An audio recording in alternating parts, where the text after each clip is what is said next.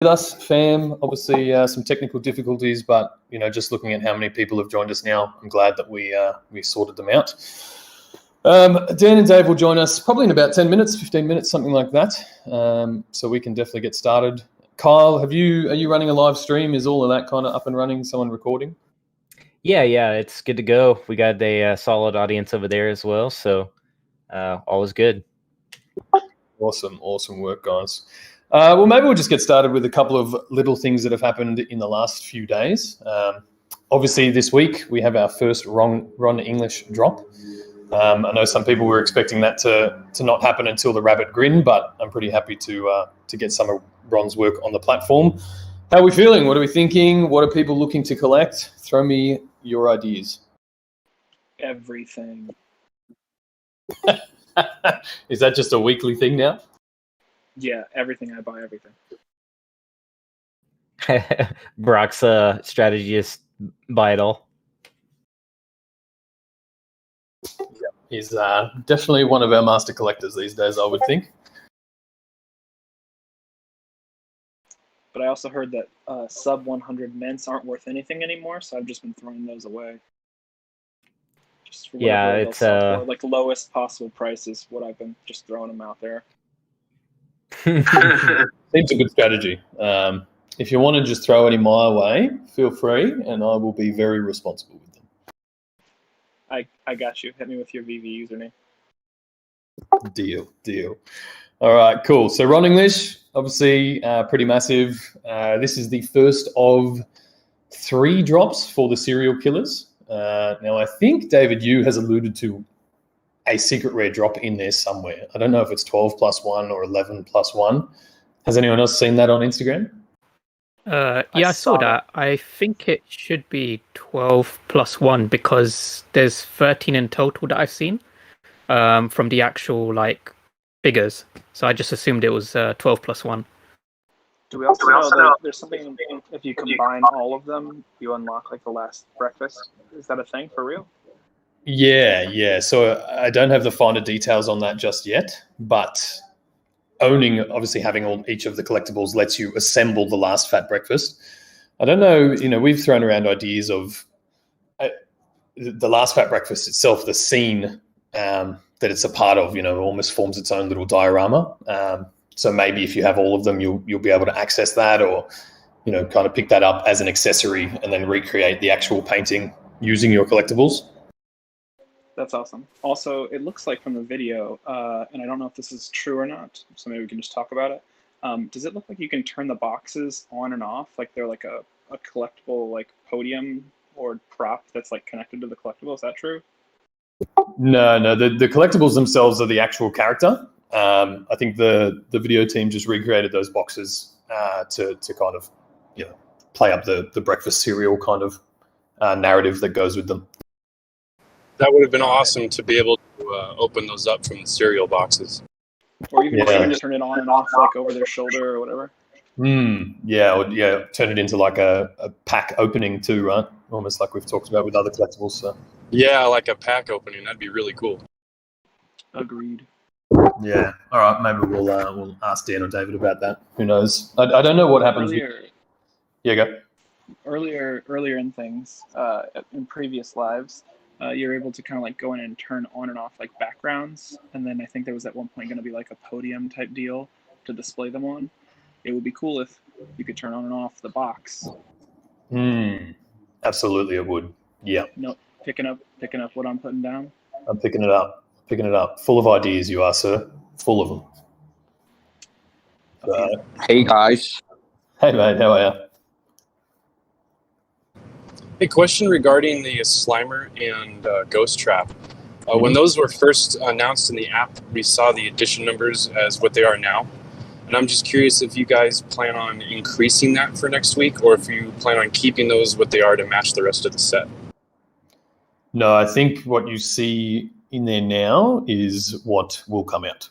I guess partly for the reason that they were part of season 1, and that's where we were at the time. Obviously, a lot of people are going to want them. There's going to be quite a lot of scarcity around them. But no, I think what you'll see in there now is accurate. We'll confirm when Dan's on here anyway, but I think it's safe to say that they're the numbers we'll run with.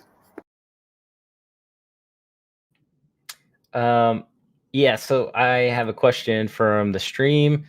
Somebody's asking if the token swap from OMI to Immutable X will be a 1-to-1 ratio. And I think you spoke on this already a couple times, but I didn't know if you want to answer that one again, Reese.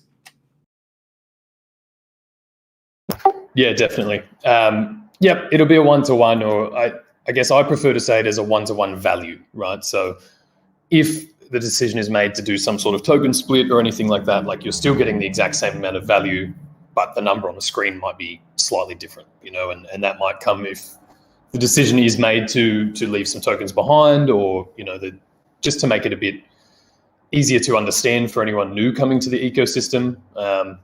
So it's 1-to-1 value, whether that's like 1-to-1 tokens, we have to wait and see.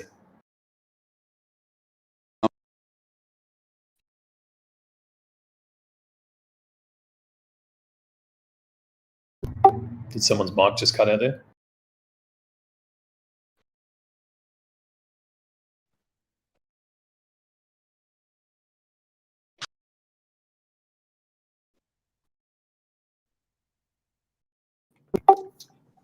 Still good. Hey guys, Oh yeah, Uchi out here. go for it, mate.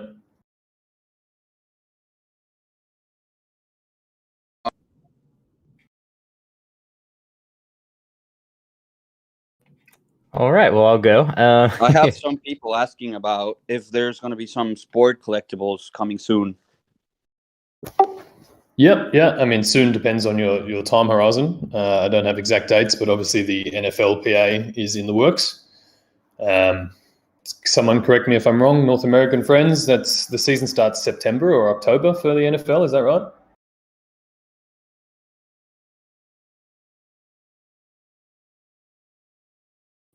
Yeah, usually it starts in the fall, so yeah, like August, September. Yeah, I was going to say it's kind of halfway through September, sometimes maybe beginning of August. Okay, sweet. Yeah, I mean, I don't have the date confirmation on that yet, but I would think that we'll try to capitalize on that start of season hype. That makes more sense from a product dissemination standpoint. Yeah, they have of course the preseason games, and then I think the season like opens like September 9th or something like that, according to Google. But yeah, they have the preseason games, which are equally, I think, as exciting, for NFL fans. I know preseason's always really exciting for me, just to see the potentials of what the team has, and, quarterbacks, players, and see how good that they kind of might perform during the regular season. And as well as the rookies kind of get some playing time too. So I kind of like to see rookies play. Yeah, absolutely. I think that, the rookies are probably something to pay attention to when their collectibles come out as well. I don't know, other than sort of sporting licenses, the opportunity to collect something that is less popular and then stands to become much more popular if those players turn into, semi-legends. It could be a really cool way to watch these collectibles develop as time goes on. Oh, absolutely. It's the same concept as the trading card.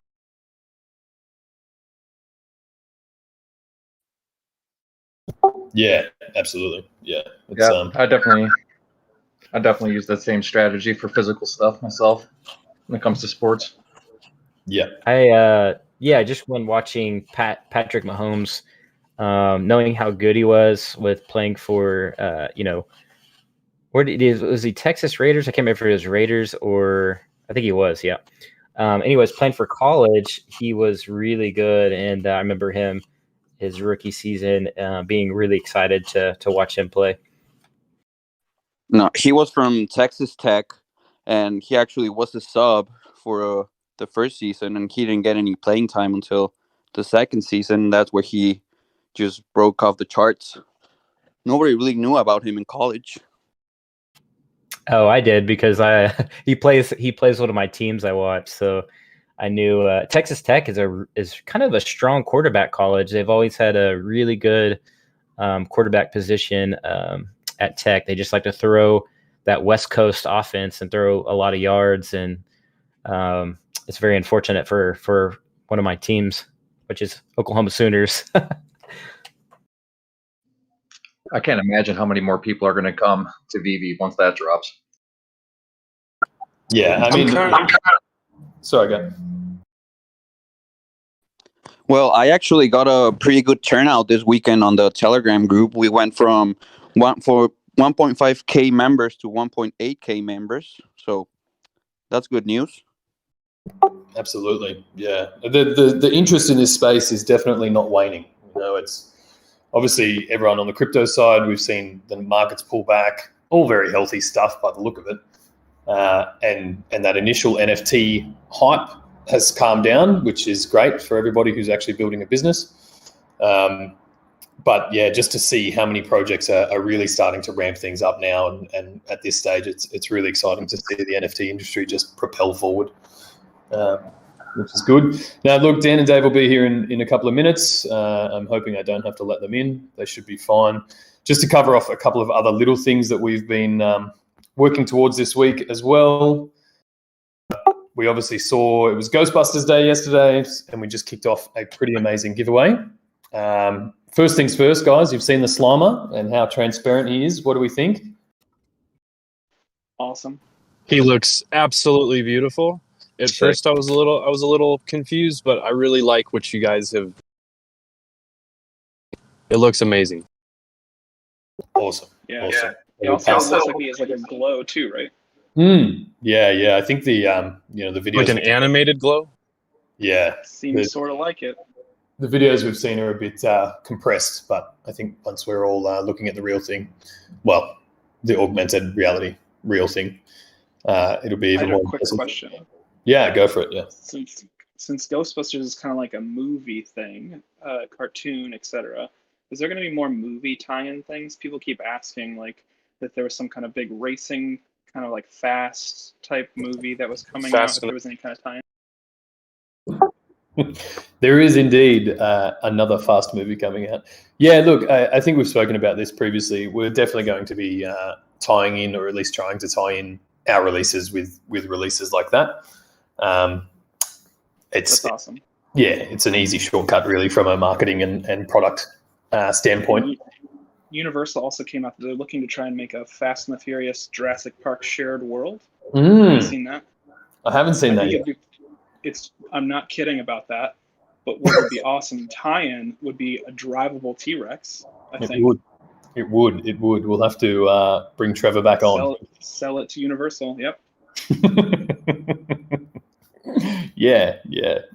I'll bring the suggestions forward for sure. For anyone who wants to get into that Slimer giveaway, guys, it's happening on Twitter. All you need to do is tag VV Collectible and either post a photo of your favorite Ghostbusters collectible if you already have one, but we're also accepting any sort of fan art. You don't have to own the collectible to be able to participate. Much in the same vein of the VV art show and a lot of the memes and things that are going around. So yeah, if you want to participate, anyone can jump into that. And we are giving away 37 Slimers next week. Okay, I'm going to jump off to make room for the riffraff that just joined. Fantastic. I think they'll get in here anyway. And is that a Mr. Daniel Crothers and Mr. David Yu, the Diamond Hands himself? Welcome, gentlemen. Hi, Reese. How are you? Hey, everyone. How's it going? Hello. Welcome. Cool. Did we get the user limit thing sorted out? It does appear that we have. Yeah, I think we have 228 listening. We did open it as a public stage, so that might have made a difference as well and changed some of the permissions. But it's good to have you here, gentlemen. Thank you for taking time out of your day to join. Just before we get started, guys, I will invite people up to speak and ask some questions of these two. Once you've had your turn or had your question, if you can return to the audience, just so that I can bring a few more people in and everybody gets their chance to have a say. Just another reminder, there is a voice chat, just a chat channel as well. So if you can't be part of the conversation or you just want to drop some questions in there, feel free, and I will go through those a bit later and we'll put them to the gents. So if that suits everybody else, we'll get started, and I'll invite some people up here to say good day as well. Sounds good. Let's get rolling. And anyone that's currently up here, guys, if you have a question, feel free to get us started too. First of all, I'd like to say hello to David and Dan. Thanks, you guys, and Reese. Thank you all for taking your time out of your day to answer questions and be here with the community. So, just got a couple questions from the stream here. We're also live on the tube as well. So, some people are asking, will Slimer drool like the last iteration? And we have somebody else. Will Slimer and Ghost Trap be interactive with one another? Is another question. The Slimer won't drool in this version. We decided to opt that out because it wasn't really along the brand lines. And instead we've gone for, as you guys probably saw from the video that somehow got leaked on David's channel, we've actually spent quite a bit of time working on the transparency. It may seem like a simple thing to make something clear and see-through, but there's various different methods we need to do to make it function well on mobile devices. And then in addition to that, we've sort of spent some of the CPU power, if you will, on getting that real sort of glow from Slimer, just to give them that look. Now, as for the next question, will Slimer and the Ghost Trap be interactive? I guess you'll just have to wait and see.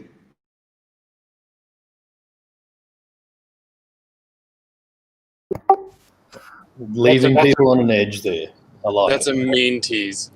I love it. Can't give away all the secrets. No, I mean, I think that's excellent. That's going to give so many people something to dive in for next week and really test out.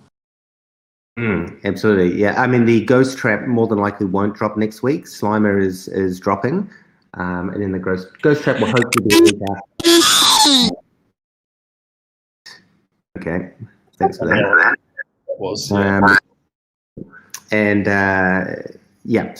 Stay tuned for the Ghost Trap. Hey guys, thanks so much for your time. So I just had a question, so kind of links in with the Slimer as well. So we had the previous version of Slimer, which was conveniently leaked on David Yu's Instagram. So this might be a question that maybe David could answer. But I am aware that sometimes the licensor, they have to kind of give the final sign off and they may not be happy with the artwork, and I believe that was the case with the Slimer. Feel free to correct me if I'm wrong, but I'm aware that Edo with the Ultraman drop was not released for a similar reason. Would it be possible to potentially have a leak on someone's Instagram of what the original version of the Edo also looks like? Maybe not now, but if we do when we do get it, to kind of see the original version as well, just out of curiosity. Yeah. Yeah, Dan, you want to answer that? No, that's fine. Yeah, I mean, the Edo hasn't dropped because we haven't dropped it yet. I mean, there's really nothing else to the story. Generally, we just like to make sure that before we release the collectible, it's the highest possible quality. So, if that means it takes extra time to get to that point, we're going to spend that time making sure that it looks as good as possible. But to your question about licensors, it's pretty run of the mill, to be honest. We create something, we send it over to them, they either sign off on it or give us feedback, in which case we just go back into the creative cycle until they approve it. Now, some licensors are, very particular about what they want to see, whereas others are a little bit more, loose, I guess, if you will, when it comes to their IP.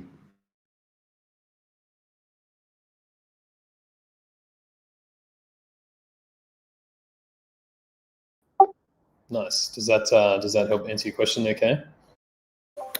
Yeah, perfect, fantastic. Yeah, I was just curious, just with the whole process. Just on a follow-up question, if it is okay to answer this, feel free if it's not. But with the Slimer drop, I am aware that David Yu was awaiting a phone call. Now, some people were speculating that, because you know how the community just reads into everything, even if it's an emoji. They were speculating that when David said he was awaiting a call, he was quoting the Ghostbusters film, and he wasn't actually waiting for a physical call. But I was wondering if it was there a delay because there was kind of a final sign off from Sony in this case, or was it something else that David was waiting for? Yeah, so just to make that straight, this final version, what you see, it has been signed off by Sony. That's why we can leak that out. We were basically making the final call between our internal teams to make sure we're ready to drop. As you probably know, the call is a mixture of everything. Number one is, are we being fair, not advising them? We have over 300,000 fans, and there's only 5,000 plus of these collectibles coming out. One of the major thing is if we didn't really announce it to the public properly, a lot of them probably going to miss out, and we're probably going to get thousands of support tickets to say, "Oh, I missed out. You didn't inform me in a newsletter," so on. So we were just thinking what the final call we're going to do in between the team, and at the end, we made a call that it would be fair for us to publicize that the audience know it is coming. But mainly, yesterday was a celebration of Ghostbuster Day. It's one of my most top, 50 films I love to watch. So I was very eager, excited to share the picture, the image. We didn't really wanted to create any FUD in the community. We just want more, great news, keep you guys up to date what we've been doing. And it was a great day to release a good image. It was a beautiful model, and you have to wait and see the Ghost Trap coming out. And if I can just add to that, I mean, the call is obviously, one of the main line from Ghostbusters, who you going to call. So we weren't waiting on a call. It was David was quoting the movie, who you going to call. Yeah. Yeah. Thanks for clearing that up, guys. And David, I appreciated your post for Ghostbusters Day. I thought it was awesome. Thank you. Hey, I got a question / good idea. Will the NFLPA collectibles be tied maybe to like tickets or some sports memorabilia? We will be doing physical related products, but at this stage, until we actually officially announce anything to do with the NFLPA, we can't really comment too much on what's going to be coming out. Nice. We did just have a NFLPA question before you guys jumped in as well. I'm personally running on the assumption that we wouldn't be looking to release something like that until the season starts or a bit later in the year. Can you guys is there any comments on that? A bit of a time expectation when we would start to see those roll out?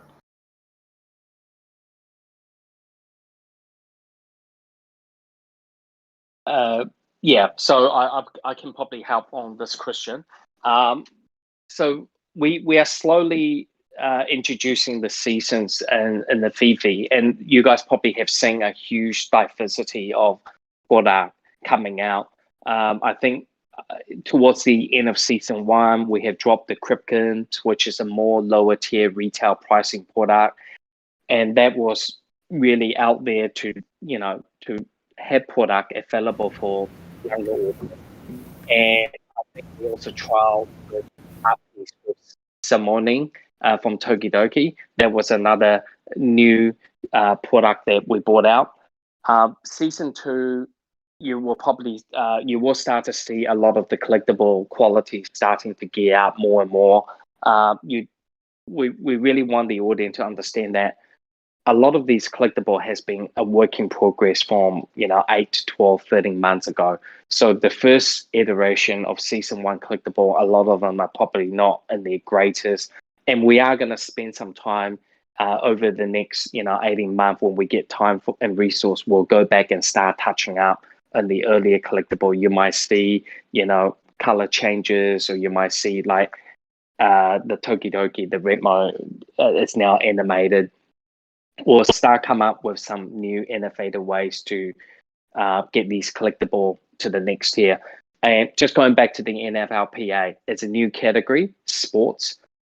We do have some exciting news that we are working with other partners in the coming months that is really tied into sport. And when we talk about sports, we really want to come out with product that resonate with collectors. Few key areas that we need to consider is our audience right this moment today ready to see sports player next to Batman. So we just want to ensure we introduce these characters and these collectible and at the right time, and when we have a pipeline with other sports or related. And sport is a huge category for us. We see some of the early success of NBA Top Shop continue to get really great traction. We want to come up with new innovative fun and ways that we can make that sports category work really well. And you will start to come and see more gamification or innovative ways what we're going to do with our NFT. And hopefully some of those will be applied onto the NFL PA license that we have with the players.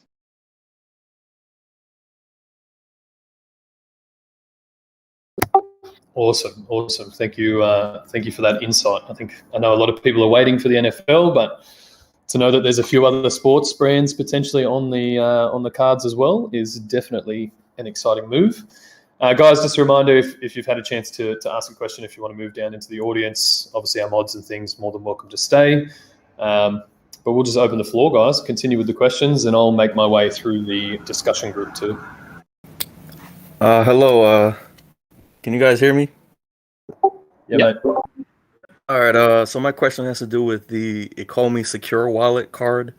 So I've seen some early videos on Ecomi's YouTube where you can spawn your collectible on the card. And to me, I'm looking forward to this because it'll make me feel like I'm actually holding my collectible in my hand. So I was wondering when this might roll out and how far you guys could go with the card. And also, I was kind of wondering how much VV might change after Comic-Con. To address your first question, seeing those very, very early videos of the collectible on the card, that was just an early prototype that we did. And really all that was happening in augmented reality, we were scanning for or tracking the Ecomi logo on the back of the card, and when it found that, you were able to drop a collectible on top of it. So it's actually nothing to do with the card at all. In fact, it's everything to do with the VV app. In certain scenarios, we're able to detect various shapes and then place collectibles on top of that. From my perspective, I'm not really too sure whether that's a prominent feature that we will roll out, just because there's very little utility to it. It's not really spawning out of the card, as you say. It's just more, like I say, we're scanning and looking for an image and allowing you to put something on top of that. So still kind of in discussion, deciding whether we'll bring that feature back in. I can, in regards to the Comic-Con event, it is something that was already, part of our roadmap years ago, how we're going to go to market to get this massive market adoption to get users and more fans. What we're going to be doing and launching with Comic-Con is going to be a series of very short runs of collectibles that will be available during the Comic-Con. We still haven't worked out how we're going to drop these and how we're going to be announcing. It is very likely it will still be within the VV app. And how would it change moving forward from there? I think what you will see is a huge inflood. Comic-Con physically, they have told us a couple of days ago, in the normal event without any pandemic happening, they get up to 500,000 traffic through the doors in the complex over the spring of 3-4 days. So, let's not even think about 500,000, even 30 more thousand users coming on board is going to be creating, a huge community. And what I really think will be moving forward from here is Phoebe, it is still in a very early stage. I think a lot of the comic collectors, especially like in DC, you see some of the Batman that we dropped in, a lot of these new collectors who just started to know, the favorite statue that they have purchased now, it's available in NFT. They are honestly just coming in to buy them. And one of the major things you have seen, the CoverGirl and the Batman Series 5, the Commons is still available. And that was designed to do that. We knew Comic Con was going to happen in July. We needed inventory. And DC is going to be a major sponsor for Comic Con coming up. So we need to ensure that we have access DC figures for sale. So, when we listen to our audience, our customer, a lot of people go, oh, did it sell out? It was never designed and intended to be designed to not sell out. Sell out, I mean. It's designed to have products for everyone, especially the comments. It's okay to have the comments out there. You look at NBA Top Shop and all these other products.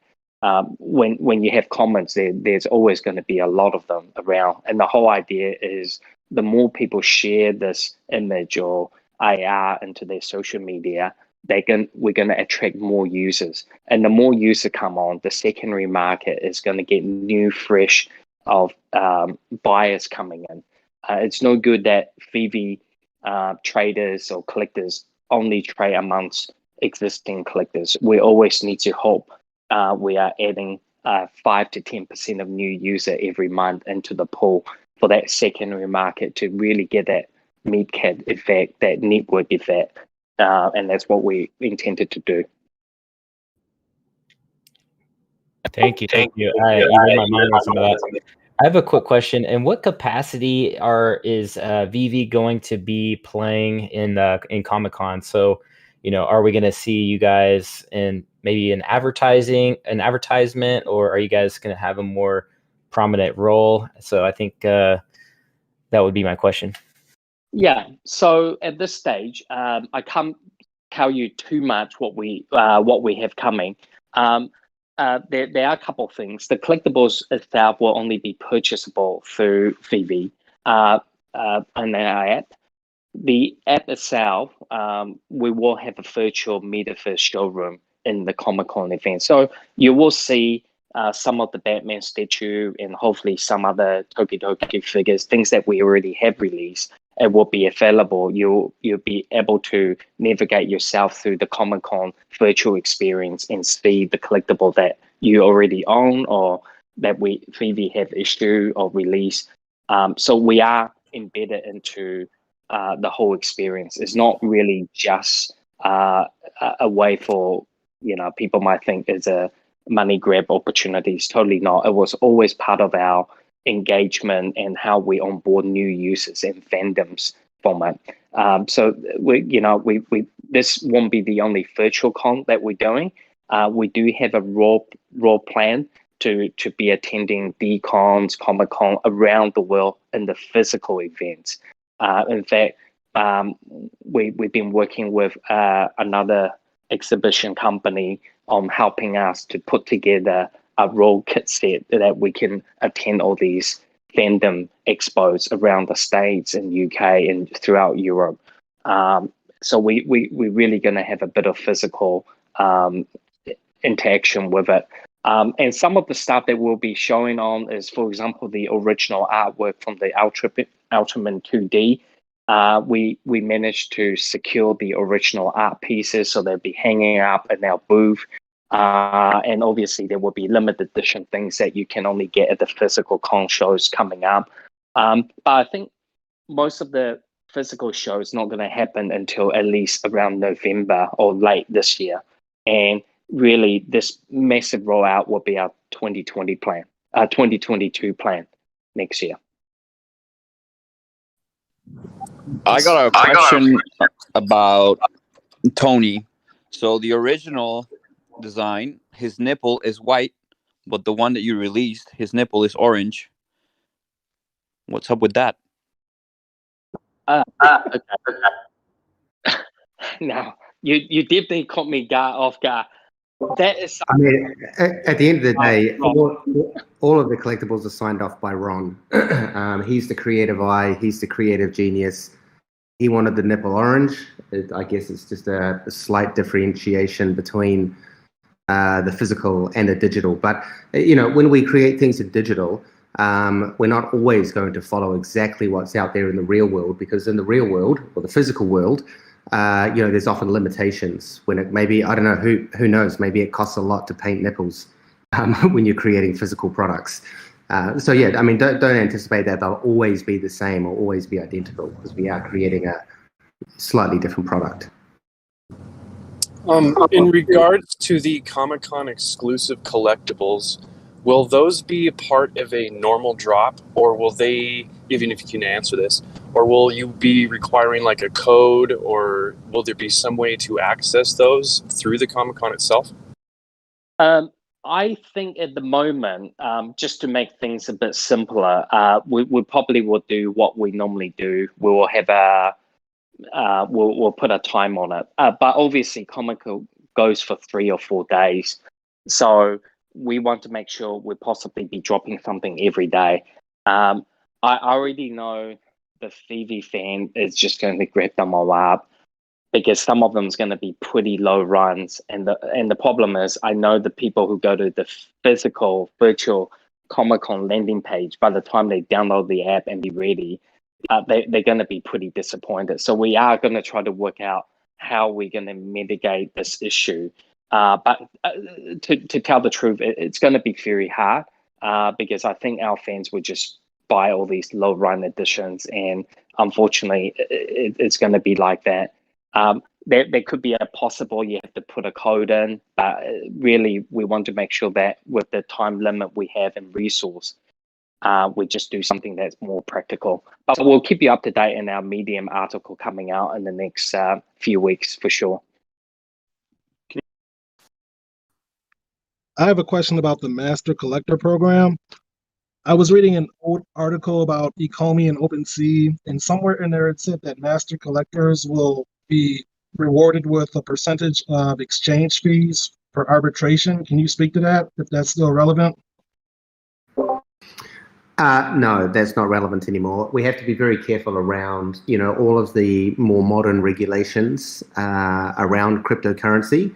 So the Master Collector Program is very specifically targeted and targeted towards collectors within the VV app, whether you be an OMI holder or not. And it's really about making sure that, if our fans and our users are very active and participate a lot in the app, like for example, daily streaks, or you own, a large number of collectibles, or you have a lot of activity within the app, those are the kind of things that are going to advance your Master Collector level. We will more than likely bring in some kind of staking model around Master Collector. But as I've mentioned on a couple of our other video updates, we need to be very careful that it's not just whoever has the most money wins scenario. It needs to be very fair, to users from everywhere, and from users with every kind of gem wallet balance. So it's going to be a mixture of what you own and the activity you do within the app. And the rewards that you get through Master Collector Program will be more around, potentially a short amount of access to the collectible drops, or maybe there'll be a set number of rares or ultra rares allocated to certain Master Collector levels. That will only be a very short time frame that you'll have the opportunity to get in on that. But yeah, long story short, really it's about rewarding users who participate in the app.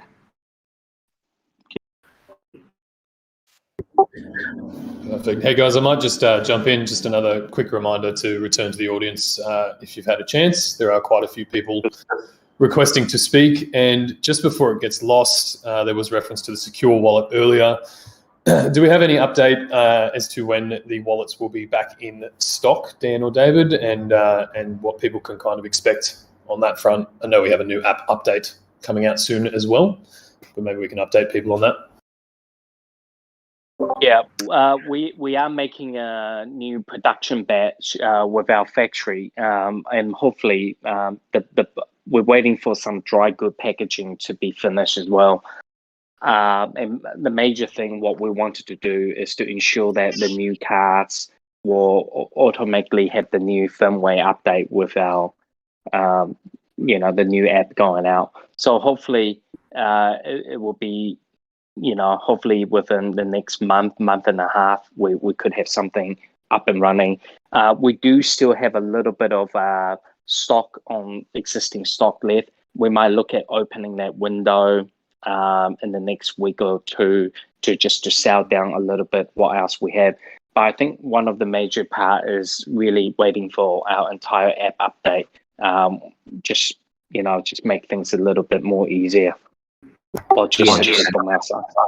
That's one of the other factors is we want to get the new app rolled out, which fixes a number of just difficulties within the app experience at the moment. So that new app, which is 10 times better, both visually and in terms of functionality, is going out into our beta tester track very, very soon, hopefully early next week. And then that's probably going to go through a couple of weeks of testing, and then the app will be automatically rolled out. So if you update the product or update the app from whatever Apple or Google, you're basically just going to see sort of new interface, and the features will be working quite a lot better. How y'all doing? Go ahead, mate. I got a question about the Master Collector program also while we're on this subject. So the Master Collector program, you get benefits such as early access to digital collectibles, release limited edition collectibles, and bonus OMI tokens. Can you give a little insight for us OMI holders what the wallets would do? I think the key takeaway here is that we haven't released any of the details of what the Master Collector program is going to entail. So I don't really want to speculate or say anything until we actually start releasing that information. But there will be rewards. As for some of the things you mentioned, like specific limited edition collectibles for certain level of Master Collector, that gets very difficult. Like I said just previously, we might allow certain levels of Master Collector to have easier access. But beyond that, it's really just a matter of waiting until we finalize everything, and then we start producing some information about it.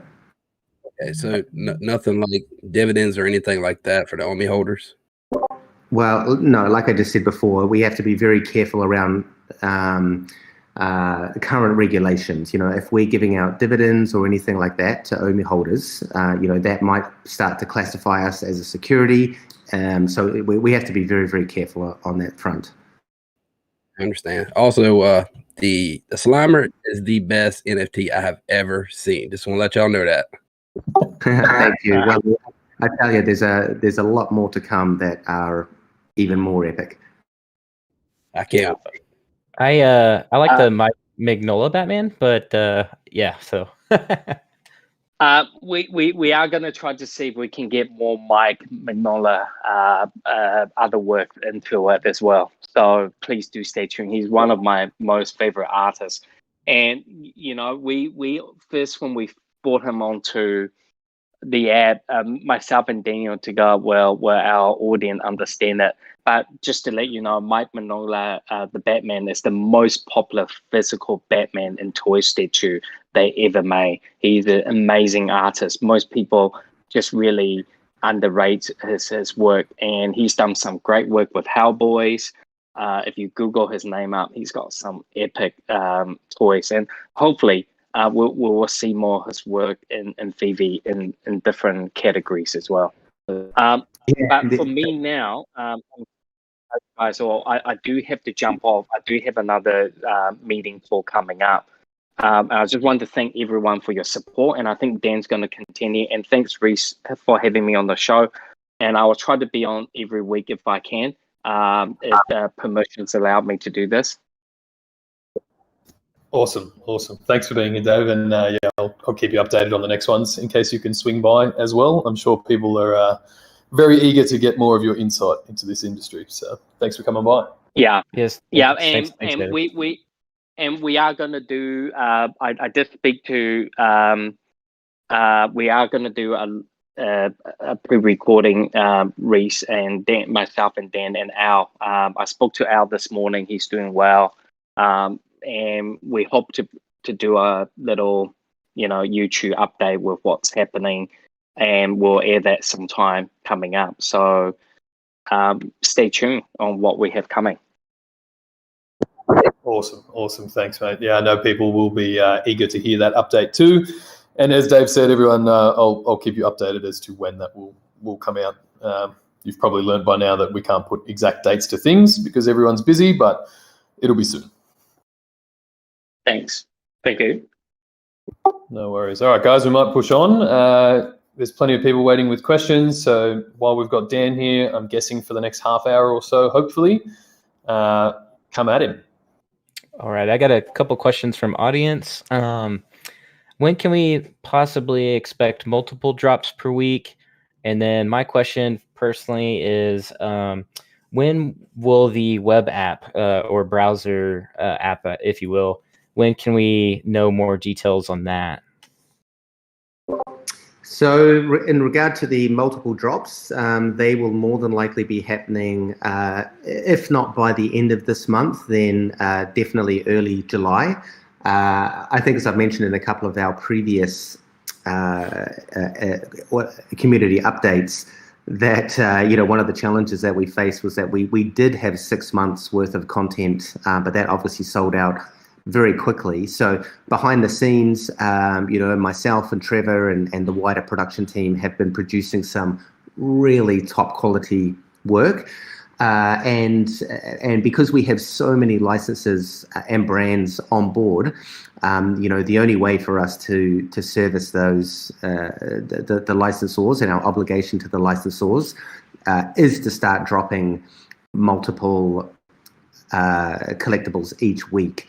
And one of the sort of strategies and approaches that we will be taking to that is, we'll never drop, say, for example, 2 superheroes in one week. They'll be kind of split up into different categories. You might have a superhero, and then maybe a Tokidoki and a something else, just to make sure that there's enough spread there.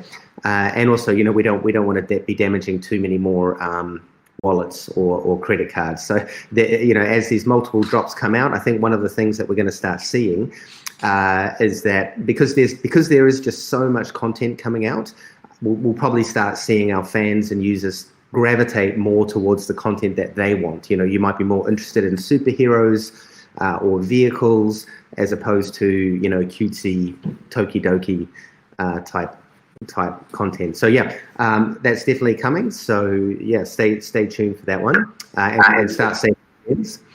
And the second question was what? Sorry. It was when do we know a timeline on the web browser app, or possibly when we can expect maybe the first iteration?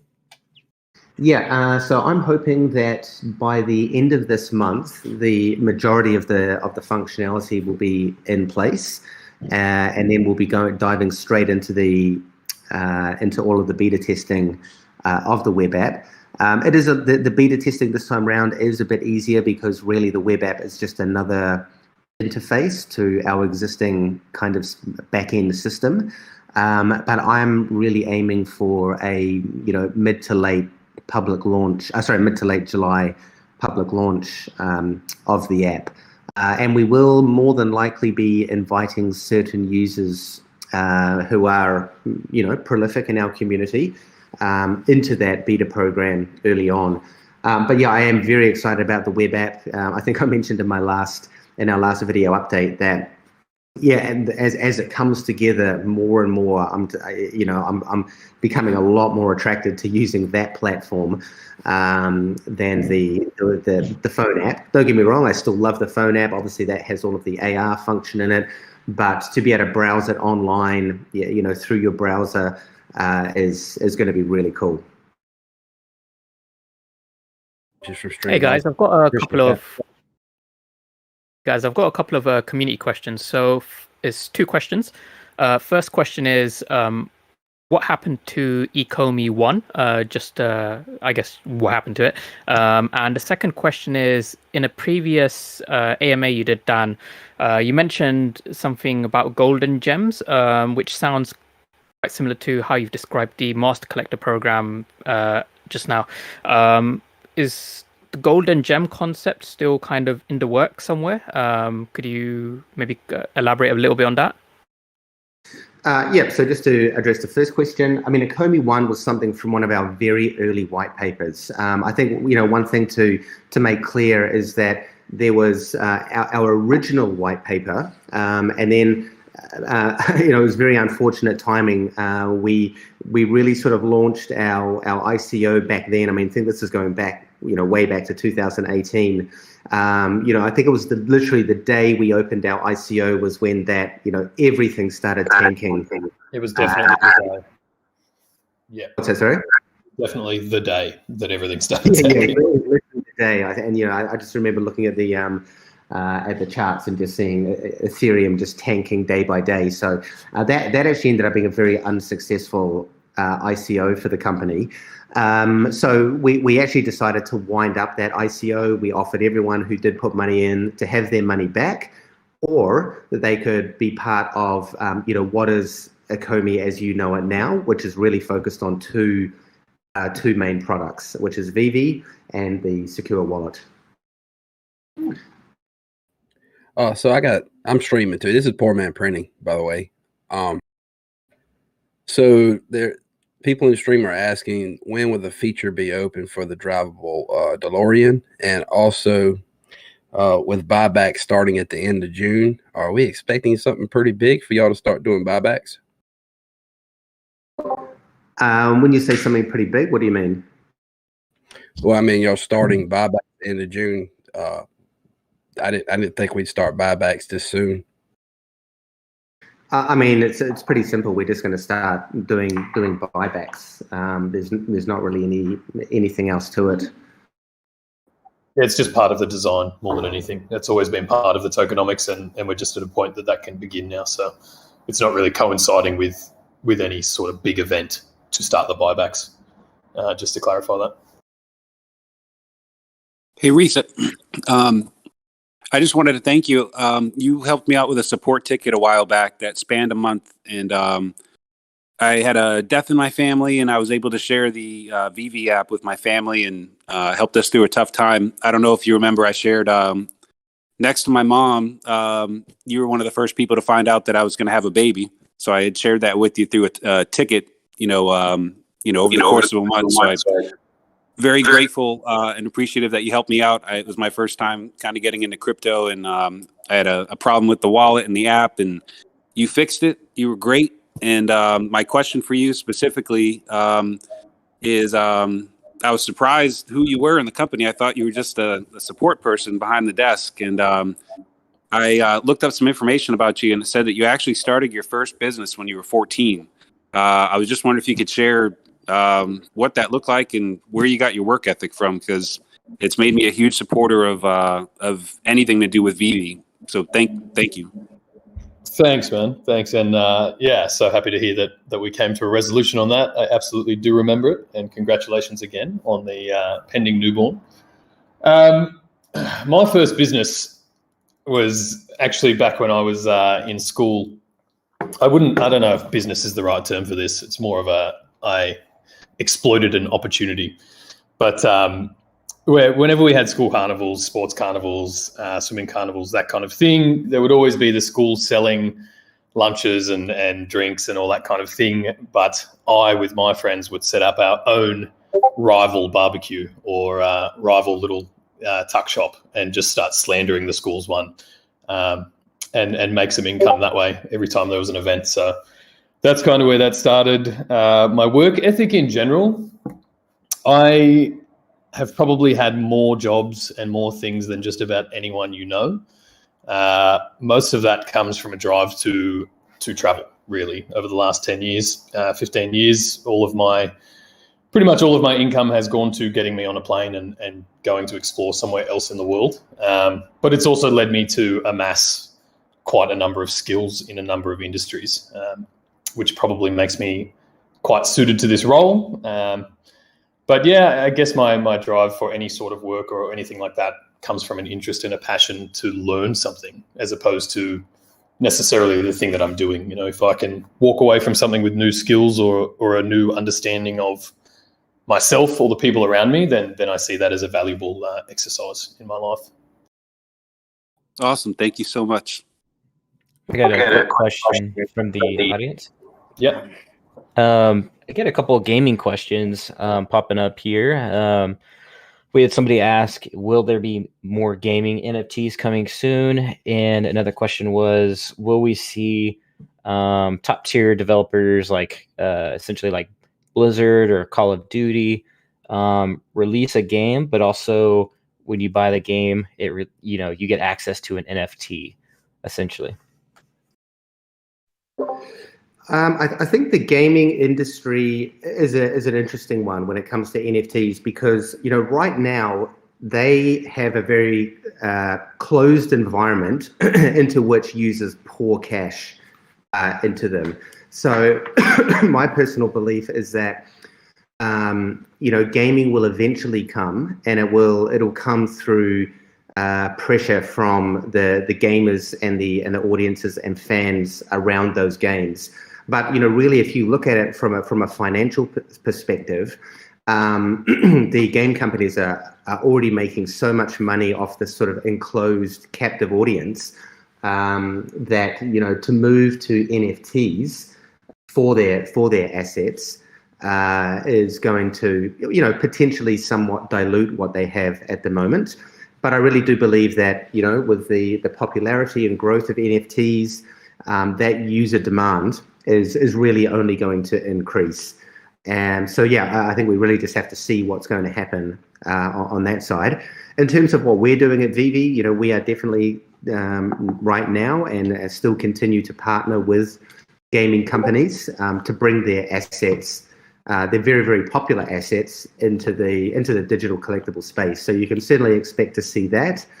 I hope that at some point that if you buy a digital collectible within Vivi that is from a popular game, that might give you some kind of utility, whether it's opens up the same asset inside the game or whatever. I have been in talks and discussions with some of the licensed partners that we've been working with, but like I said, we really just have to see what's how the whole gaming NFT thing is going to play out. Hello. A quick question to Dan, please. Yeah, go for it. We'll make our way through these guys and keep going. Thank you, Rhys. So I was just wondering, are we going to be able to see the market history of each collectible in the future? And in that case, will it start counting since the very beginning of the marketplace or since the implementation of that feature, like maybe after Omni migration? Yes, 100%. I mean, we do obviously track all of the pricing history in the back end, and we will definitely be bringing in a couple of features around pricing. Like, for example, within the app right now, we've got a section called appraisal. Unfortunately, that's completely broken. So I've been in discussions with the developers. I think at the moment it always shows the store price or the original selling price, rather than an average of, say, the past 10 sell prices. So that's one thing we're working on. And then in addition to that, it will also be a bit clearer as to what the last price was. And then there'll be an option to, potentially where the last price, you'll have an option to click on that and then see the pricing history. One of the challenges with the last price is that, there are still some users out there who might sell a collectible, way under what the actual market rate is. So we have to be very careful about, when we put that information out, that it can be accurate as possible. We don't want to, let's just say, the last 10 collectibles of a particular collectible type sold for under market value for whatever reason. Some people just want to hey mate, you're cool, you can have this for 20 gems, even though it's worth 100 gems. So we just need to be careful that the price that's shown is fair and is accurate based on the last market rates. And the other thing that also kind of complicates that is, people will pay significantly more for a number 41 as they would for, say, a number 32,000. So, again, along those same kind of lines, if the last one that sold was an edition number 41, that's obviously going to have a much higher last price than one of these potentially higher edition collectibles. So, TLDR, yes, we are definitely working on that, and price history will be a feature coming out in the future. Well, that's cool, because right now I think it says amount paid, so you can actually know if it's been purchased on the store or on the marketplace. But thank you. Yeah, cool. Yeah, the amount paid is, if you're looking at a particular edition, that is showing in there. Hello. Can you hear me? Yep, we've got you there. Yep. Okay, my question is, in the App Store, when you purchase gems, I was curious if the amount you could purchase is going to be increasing in the future from 350. Yeah, great question. All of those limits are actually not set by us. They're set by the platform. It's very rare that you'll download an app from App Store or from Google, and you can do an in-app purchase for sort of $5,000 or $10,000. So it's not actually us that are putting those limitations in place. It actually comes from the app stores. However, one of the great things about the web platform is that we'll be running through, a normal payment provider. So the limit will ultimately be whatever your credit card limit is. Moving into the future. So yeah, just another advantage for the web platform coming out is that we aren't we don't have to sort of fit so much into the rules of Google and Apple. Awesome, thank you. That'll be great. Yeah, because it's been a pain in the butt having to purchase 350 at a time, and then also you get all those service charges from your credit card provider as well.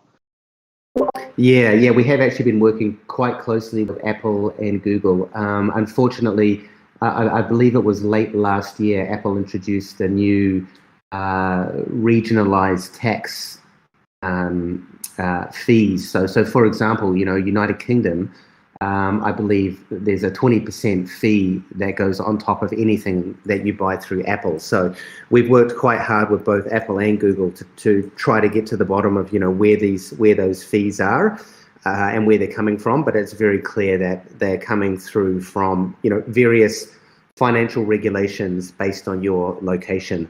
But again, all of that stuff is going to be severely minimized when we roll out the web platform with just a standard sort of credit card payment system. Just on that, Dan, and one question Thank you. One question I get a fair bit, and maybe the web platform solves this. Do we eventually get to a point where we can just accept local currencies as well, as opposed to US dollars? I mean, yes, we can do that. I mean, when you are going through the web platform, ultimately you'll be paying in whatever your local currency is. So that is definitely something that's on the cards. Both Apple and Google do have a feature for local currencies that we are looking into. We just need to make sure that there's going to be no additional fees on top of that. One of the options we did look to try to circumvent, or at least offer the sort of the one-for-one when you're buying gems through the app stores, is where the local currencies would make a difference in that. And unfortunately, it doesn't, because these sort of taxes still apply regardless of whether you're buying in USD or local currency. Yeah, fair enough. So we'll just move forward with that as we can, and when it makes sense to. Cool. And just quick question. sorry, Can you guys hear me? Sorry, man. I just want to quickly circle back. Kay asked earlier about the golden gems or the potential of something like that. Is that still in the works? Sort of incentivization there. I mean, the golden gems is just an idea at this stage. I mean, there's many things we can do around gems, and that will be potentially part of the master collector program, where you might do something, or potentially stake and get something like a golden gem. I'm not promising anything like that at this stage, but we certainly have investigated the possibility of something like that. Perfect. Yeah, I just didn't want it to get lost in the mix. Someone just had a question there. If you want to fire away. Yeah. Quick question. With the announcement of Immutable X and with the exchanges coming up in the artist alleys, have we already been exposed to the 12 out of 10 announcement, or is that still around the corner? That is still around the corner. Gotcha. I got a quick question from the voice chat. I got a quick question. Can you guys hear me? Yep, got you there. Okay. Is there going to be an increase on the 500 gem send limit on the daily? And then I just wanted to plug myself. If you guys need somebody to go to the Comic-Cons here in the States, just let me know. Thank you. Appreciate the offer. No, the 500 gem limit will more than likely remain in place. We did a lot of calculations around the gems and users being able to send them around. And the issue, one of the main issues, sorry, excuse me for a second. Sorry, I just had to clear my throat. One of the main issues is that, sadly, as we've sort of discovered as we bring out the app, there's a lot of people out there who just try to game the system or scam the system. So it's really about, making sure that we're protecting the best interests of the app and the solution. So when the web platform rolls out, it is possible that we will raise those limits. And if we do, it will be more than likely associated with your activity in the app. If you're an active user and you've had a membership for a long time, then those limits could potentially be raised. But we just need to be careful that people start creating new accounts and then they start sending all of these gems around. There's multiple ways that people can game the system if that's completely open. So it's really a security measure for both us and our users. I got another question. Quick question on Comic-Con, Dan. So with Comic-Con right around the corner, are getting collectibles signed in time for that going to be a goal? When you say signed, what do you mean? So like if I've got a Todd Batman, will getting it signed at a Comic-Con be an option for any collectible? Only if he signs the screen of your phone at this stage. Which will, okay, at this stage. Yeah, you never know. That may raise the value of your phone. But yeah, Todd iPhone 12. Yeah, I love it. No, I mean, one of the the cool things about having a collectible, I mean, every collectible that both David and I own, if we have the opportunity to meet the artist or the creator, like Ron English, we always try to get it signed, because that's a huge thing in the world of collectibles. So we do have a feature in the roadmap that will allow collectibles to basically be digitally signed. And it's going to be pretty cool. I can't actually say when it's going to come out, because we already have so much in the roadmap at the moment, at least for the next sort of 6 months. But it will basically be a feature that you can have your phone on you. If Todd McFarlane is there doing signings, you'll be able to walk up to him. You'll be able to press a button on your Todd McFarlane number 100, which says sign. Then the artist or whoever it is will basically sign it.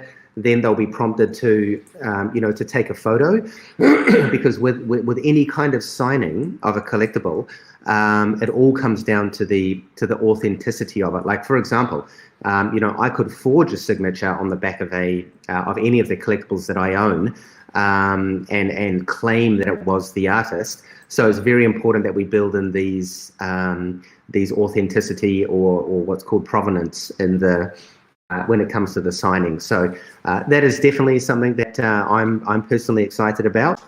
It's just a matter of when that's going to be in the roadmap. Hopefully for Comic-Con next year is more than likely. Awesome, So thanks, Dan.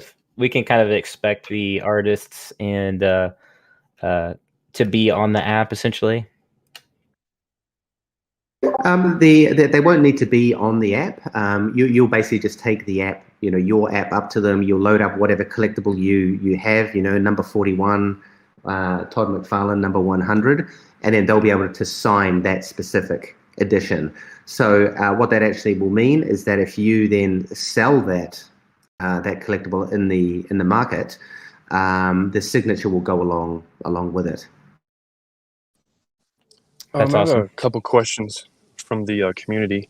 Not to bring up a sore subject, but many people are kind of asking about Clockgate, if that is going to be safe to use going forward or not. Yeah, it is something that we will address. I mean, everyone knows about Clockgate now, and in fact, I'm surprised nobody knew about it earlier. So, I mean, my advice is that while it's there, everyone may as well use it or take advantage of it. It won't be around for too much longer. As you guys know, you still can't buy the collectible. But yeah, it's something that the development team will be addressing. Awesome, thank you. And as far as my second question I'm getting is, as you know, the Powerpuff Girls season or series 2 runs extremely low mints, some of the lowest on the app. But for some of the collectors, they're unable to collect their favorite collectibles. And I know that in the future you guys have talked about second edition runs and stuff like that. Do you think that we could see that for a collectible series like Powerpuff Girls 2 in the future? Well, I mean, anything's possible. With these brands, especially, something like Cartoon Network, there are so many seasons, so many iterations of Finn. There's the one where he's got his metallic arm. Obviously, Jake can transform into any shape. So we'll never release the same collectible again as a second run, just because ultimately that would dilute the market. And probably annoy everyone who has spent a lot of time and gems to get those collectibles they own. But for those low run, it is likely that we will bring out additional lines of those collectibles for other fans to collect. The other thing to consider, back in January, when we released those collectibles, you got to remember Vivi was, I think, Reese, you probably remember as well, I think it was like 200 users. And, we never expected that Vivi would become so popular.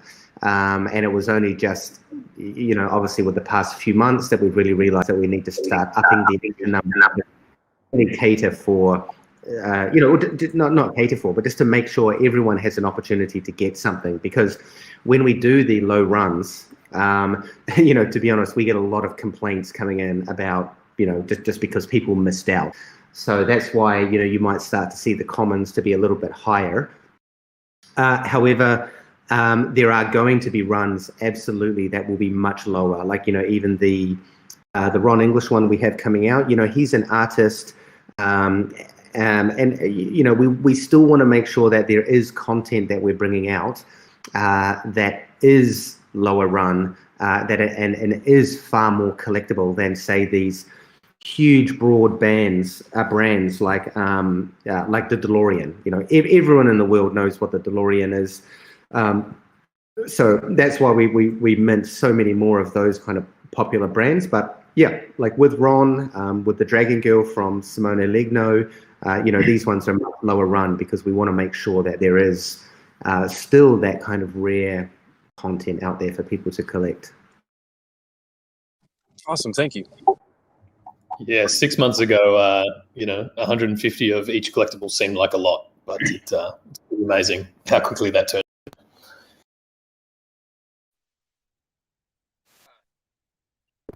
I have a quick question for you guys. When VV becomes available in OpenSea via Immutable, will the fees to list increase? And if so, have you thought about how the secondary extra revenue would be used to develop VVverse? Well, I mean, number one, we aren't in any discussion with OpenSea at the moment. There's obviously, a lot of platforms out there right now selling NFTs on the or basically marketplaces for NFTs. But as we, move forward on making our collectibles more interoperable, we will likely partner with various marketplaces. When it comes to the fees, it's a slightly different scenario at that point, because ultimately you will own the collectible. The future of digital collectibles and licensing is that the licensor will always want to clip the ticket, moving forward for all secondary sales. And this is very new and unprecedented up till now, because you go into a Supreme store and you buy a shirt for $500, and then go and flip it on eBay. Supreme right now is impossible for them to clip the ticket on that. But the digital world, the blockchain world is very different. So I don't anticipate that there will really be much in the way of those secondary trades on other platforms coming back to VV. Maybe a very, very small percent. We're not in the business of sort of milking people for the rest of their life, because obviously there's going to be, the marketplace fee, there's going to be the licensor fee. So if VV does take a fee, it will be very nominal. I got a question. I got a question about Master Collector. Will the app activity we're doing right now, will it be rolled over to Master Collector when it does come out? And also the VVverse, will it be out by the end of summer? And what's your favorite of your VV? What's your favorite of VVverse? No, that all depends what summer you mean. Obviously, I'm down in New Zealand, so summer for me starts in November. So I guess that totally depends on where you are. But I mean, we do anticipate that at least the first iteration of the VVverse, whatever that's going to be, will be rolled out by the end of the year. And sorry, what was the first question? App activity, as we're collecting now right. and getting sets. Yeah, historical app activity. We are collating data in the back end at the moment. We did build out the sort of main infrastructure for the Master Collector quite a few months back. In fact, I think it might have been back in 2020. However, some of the scoring features will change as we build out the Master Collector. But there will be certain things like, the number of collectibles you own. That doesn't necessarily mean duplicates, but, it might be the number of full unique full sets. Like I say, I don't really want to elaborate too much on what the Master Collector is, because I know in 6 months' time, if that feature doesn't come out, someone's going to quote me saying, you said this back in June. So, Yep. my position on the Master Collector is that we'll be releasing information.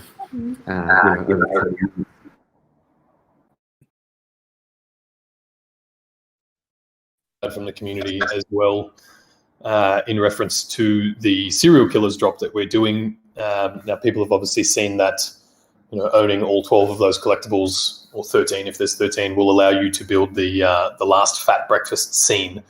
Will having that set, I guess someone's asking, will it become almost like a superset and give you access to some sort of background or scene, or is that, we don't know where that's at yet? First I've heard of it. Fantastic. Yeah, I kind of alluded earlier to the fact that just having them will let you build the last fat breakfast scene anyway. But yeah, that's the sort of integrations we can see later on the platform. Owning a full set of X collectibles gives you access to maybe a background or something like that? Yeah, that's definitely something we want to roll out. Just to reward users, if you do manage to collect the whole set, then maybe there'll be a chaser collectible that only, and maybe there's only a very limited. So a chaser is normally a collectible that will come out, will be part of a series, but it will come out after the fact, after everything's sold out. And then, yeah, I mean, I would personally love to do something like, if you've managed to collect the whole set, then you get some sort of special reward or special prize for that. We don't have anything specifically planned for the Ron English one at the moment, but it's always a possibility in the future. Nice. I think it helps for people to just put the layers together and see sort of how many directions that these products and things can really take. So I think that'll definitely answer some things for people. Dan, how are we doing for time, mate? You got another 15, 20 minutes on this? Yeah, I can do another 20. All right, perfect. Guys, keep those questions coming, and I'll bring a few more people in as well. And I will just take a moment to shout out Kaki Gaijin, I think that's your username, for making those NFT superheroes. I don't know if people have seen them, but there is one of myself, Dan, and David floating around. So if you're listening, huge props, and thank you for creating those. They're pretty incredible. Yeah, 100%. They are super top quality, and I am very happy to say that through a very nice community member and long-time supporter, I managed to get my hands on the animated version of Dan. So that's pretty cool.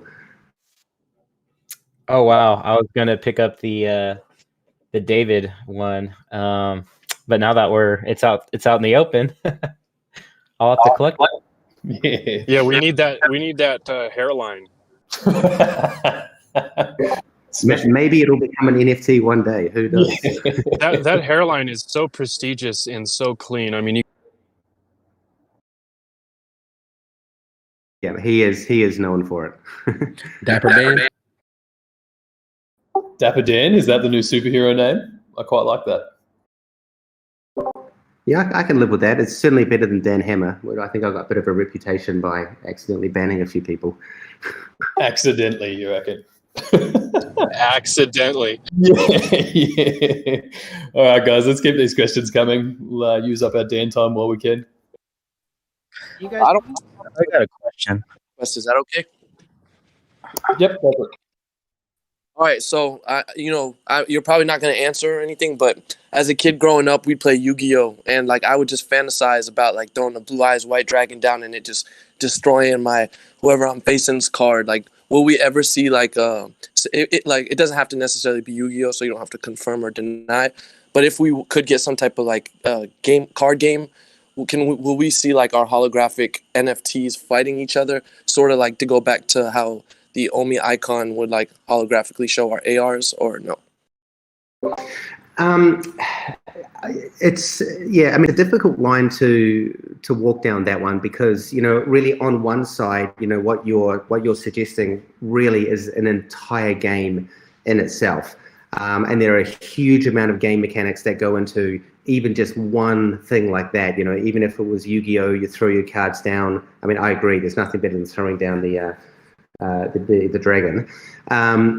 So as a company, we really need to focus on the features that are very much around collecting and around supporting our licensors and bringing that collector experience to another level, which is obviously what all part of the VVverse is about, and Showroom version 2, for example.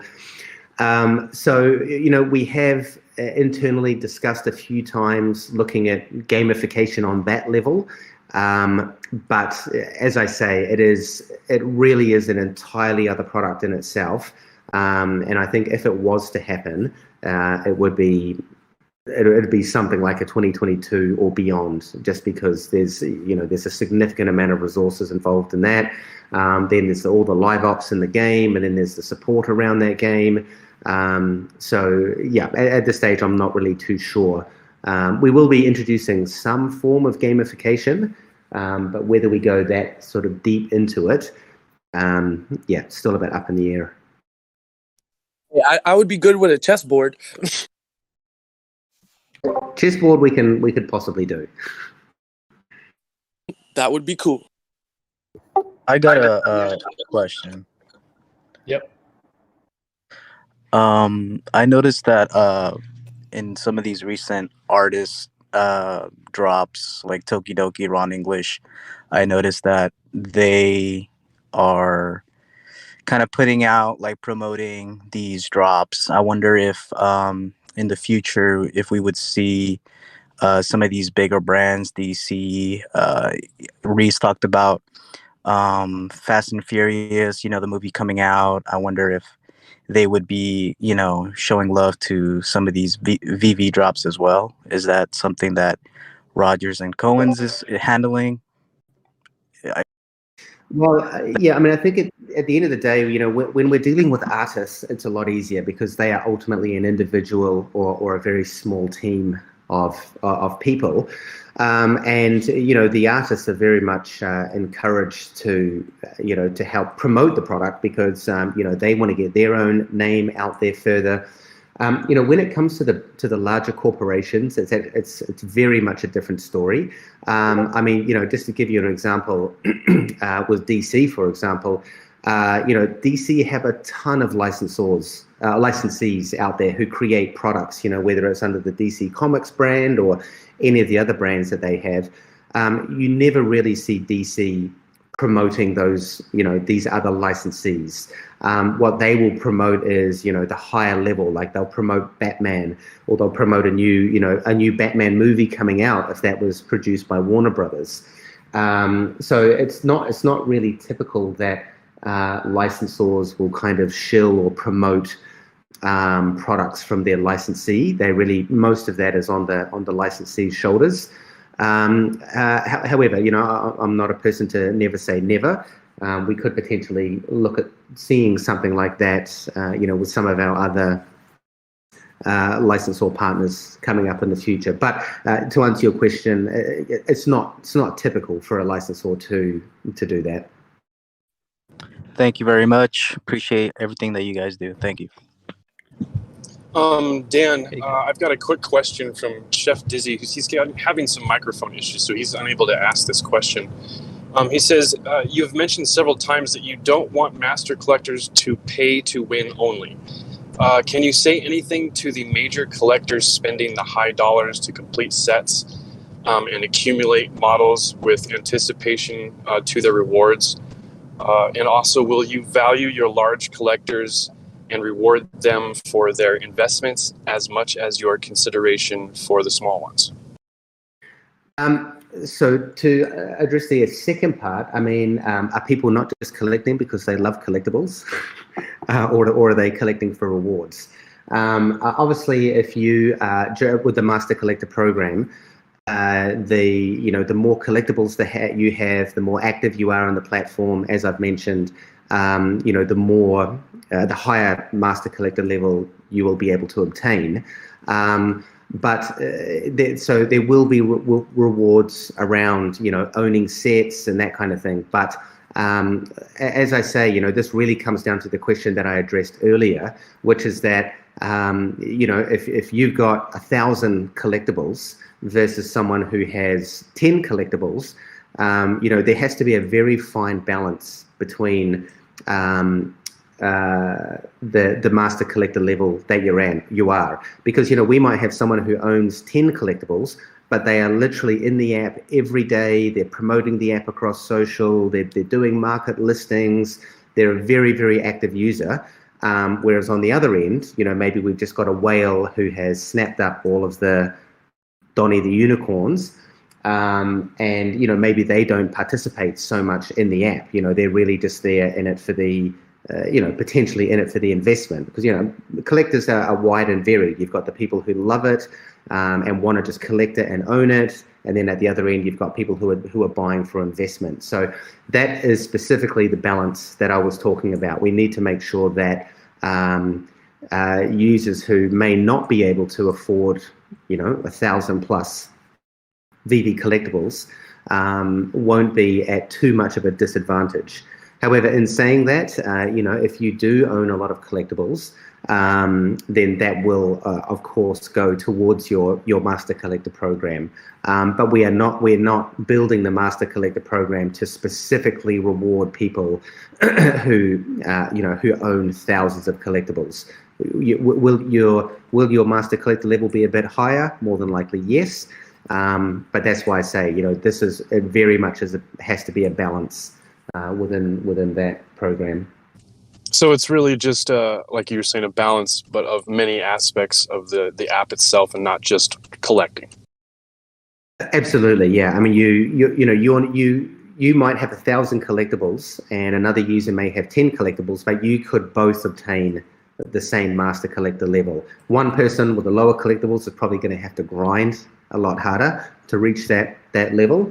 But that's what I mean. It has to be fair. We can't just make it whoever has the most money wins, because that's a very, very unfair situation. It just means that whoever has the most money would then ultimately get more and more and more advantage, and then they would just be snapping up everything because they have, wider access.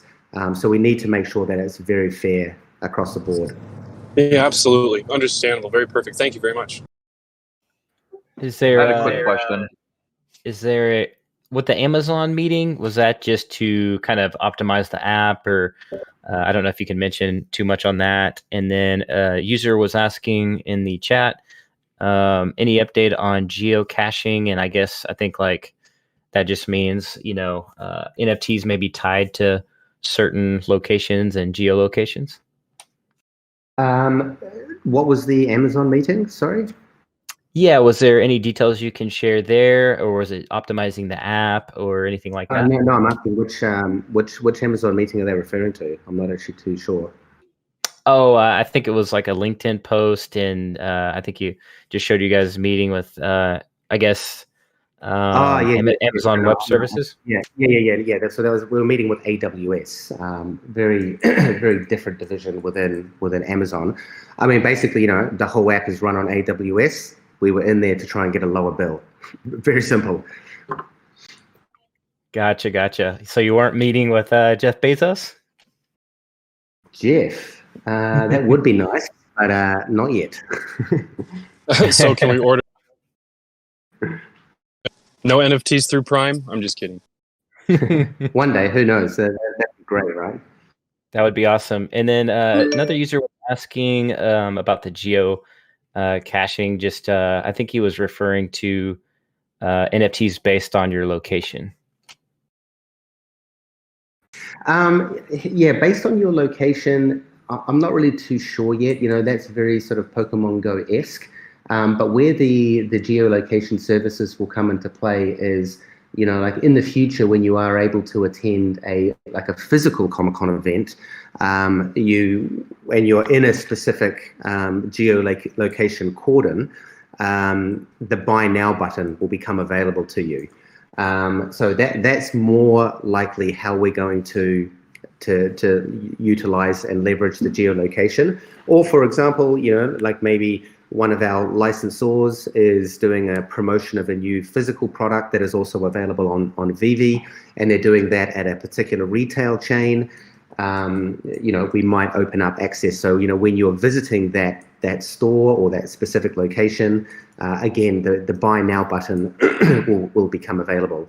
And there'll be some other security measures around that, to prevent people like spoofing IPs and all that kind of thing, which, hey, let's face it, people are going to do. They will indeed. People take any chance they can get. We might just run through a few more questions in a sec, guys. But Dan, do you want to just bring people up to speed on the Slimer giveaway? I did plug it earlier, but it's obviously taking place on Twitter. Yep, absolutely. So I think already, I jumped in and had a quick look this morning before I dived into work. And yeah, there's already just been so many cool posts, so many cool photos. But ultimately, we're going to sit down with the team. We're going to go through everything. I think the ones that are the most creative, like for example, if you're taking a screenshot of the Stave Puff Man in the store and posted that, your chances are going to be pretty low. But if you've done something quite cool or some creative or it's a unique kind of environment, or you've got an epic showroom, we're going to sort of sit down internally and start having a good look through, and then from that we're going to choose 37 winners we will basically gift a Slimer to. And before anyone asks, no, they will not be sub 40s. Good to clarify. And those Slimers will go out to, we'll obviously contact the winners. That will be post Slimer drop, I'm assuming? Yeah, well, it'll have to be post Slimer drop because the system doesn't allow us to roll collectibles out until the drop date. Perfect, just so that everybody kind of knows what to expect on that front. I think that would be great. We've probably got about 5 more minutes, guys, if you want to pepper a couple more questions in there. And I've got one about the Artist Alley that we might just start with as well, Dan. So people are obviously seeing some artists roll out on the platform now. So one, at some point in the future, do we officially roll out an Artist Alley section of the app? And two, are we looking at any specific type of artist for this kind of release, or are we looking at traditional and contemporary artists? Like, what are the limitations there? Yeah, great question.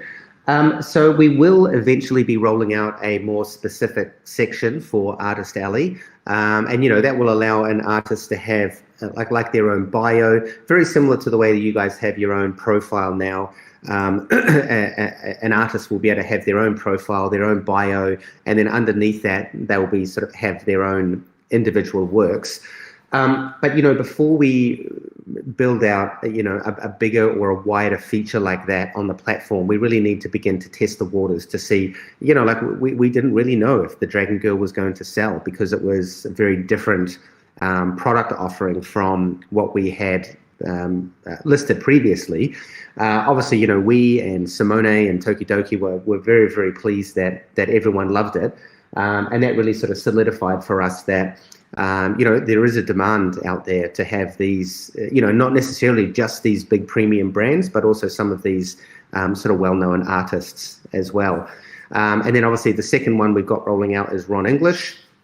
And we are in discussion with, a very wide range of artists. And one of the little sort of tidbits I guess I can drop is that as part of this Artist Alley program moving forward, there will be one-of-ones out there. Will they be $89? Probably not.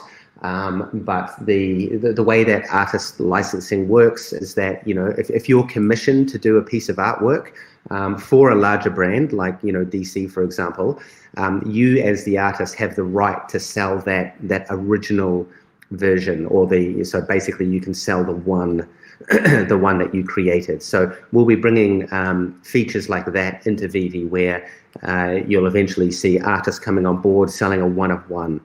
This is something very new. Obviously, as you guys know, we are a bit more mass market at the moment. We want to make sure that everyone has the opportunity to participate in the drops and hopefully get a collectible.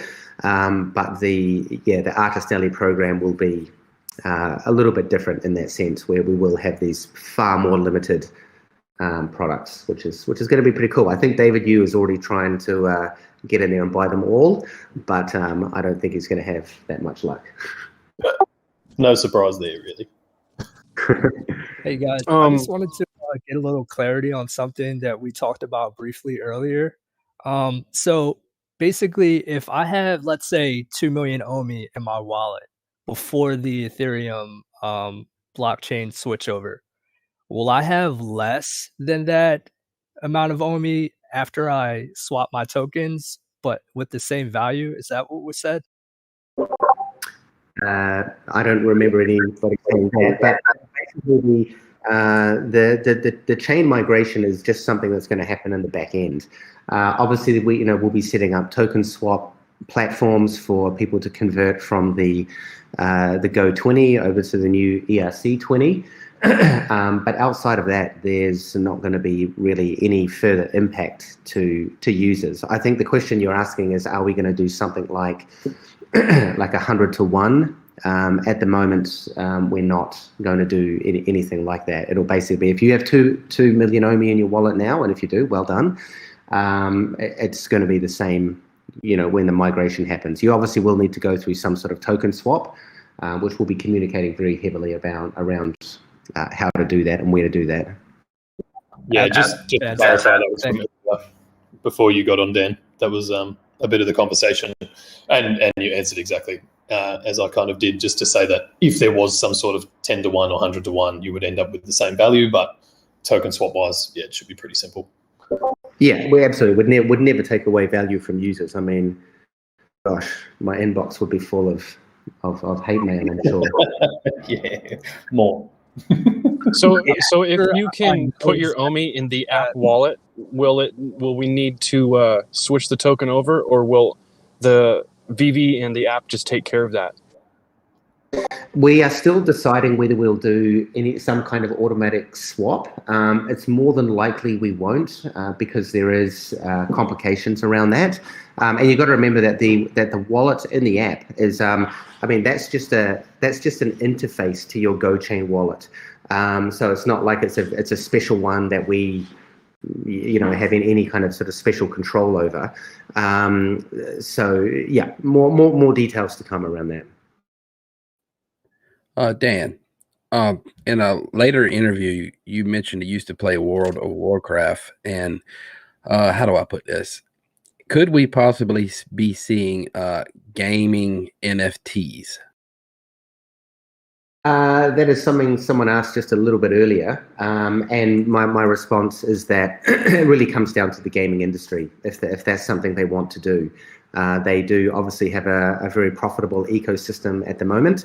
And my personal theory is that if that does happen, it'll be driven by consumer demand more than anything. Okay, I appreciate it. Possible to do a rapid fire question?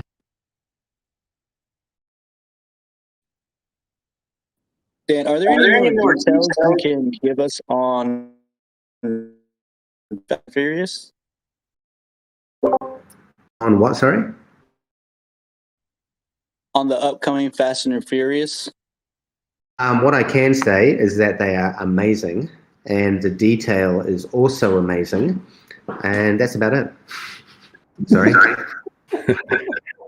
Any other,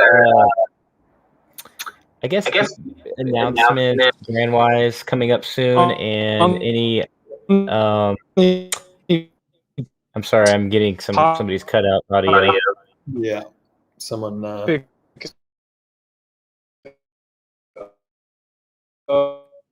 Someone's sorry, man. I'm just going to mute you because your sound is not coming through. Well, I forgot my question, but one of the questions was, are we going to see Alfred Kahn anytime soon? I know he's probably a busy guy, or is there any update on anything with Alfred Kahn? Yep, David mentioned just earlier that we'll be doing a video interview with him in the coming weeks. Okay, thank you. Sort that out. And I think your question from earlier, obviously Dan can't give too much away, but Dan, do you want to maybe just mention some of the new app developments and things that are in the works? Obviously, we don't know exactly when they'll roll out, but I know we mentioned the showrooms not that long ago. Any of those kind of developments? Yep, absolutely. I'm happy to talk about that. So yeah, we've got Showroom version 2 coming out. As all of you guys probably know, the current Showroom looks a little bit, what's the word I'm looking for? Poo is probably the best term. So we really just want to be able to enhance that experience. Make the Showroom look way better, way nicer in terms of the way that it's rendered. So that's number 1 on the Showroom. Number 2 is the accessories feature in the Showroom is coming to the end of the development, and that's going to be awesome. That's where I think I've mentioned a few times on our previous videos and updates is that it's going to give you just a much wider scope to be able to customize the Showroom and to make it very individual to you. And that means you can put down shelves, or you can put maybe you can potentially have brand logos on the wall. You could have plinths. We're even thinking about just even doing things like, throwing in like, awesome indoor plants in there. Just again, really, so you can customize this. You can really make it your own personalized place in the virtual world. Other features we have coming are the video is still in the works. And I think just to touch on that, I think I saw a post about someone mentioning that it was full video editing. It actually won't be full video editing. You'll just have the ability to take short form videos in the same way that you might do on TikTok. Adding a video editor is very, very complex. What else have we got coming up? We've got the ability for users to add or to choose a photo that they want to have for each of their showrooms. As you guys probably know at the moment, the standard photo for the showroom is just that very boring one of the back wall of the showroom. But reintroducing the ability for you to assign a photo to that, just to make it look a lot more attractive, both in your own personal collection and also when you share it. Let me just have a quick look at the development board, see what else is coming up. So one of the other features, just a very small update, is that we will be adding into the details of each collectible release what season it came out in. So you can rest assured that you're buying a season 1 or a season 2. There's a few more updates coming to the market. Some of these will be rolled out very soon. Like, for example, all of the bids that you have right now, they're kind of a little bit buried within the auction section of the app. But we're bringing that out to its own kind of section on the main market menu, just to make it a lot easier for users to sort of view and track both the payments that they have pending and all of the auctions that they're bidding on. A few other just smaller updates like sorting. What else we got here? Showrooms, are they a fair way off? What is it? Blank showrooms, with the ability to place your collectibles just in AR in your lounge room as opposed yeah, to... that's right. Yeah, that's the other one that's coming to fruition now as well. So we refer to them as empty showrooms. So basically you sort of go into this grid or holodeck-like looking room, but basically it's similar to the gallery showroom, but effectively it's just got no walls around it.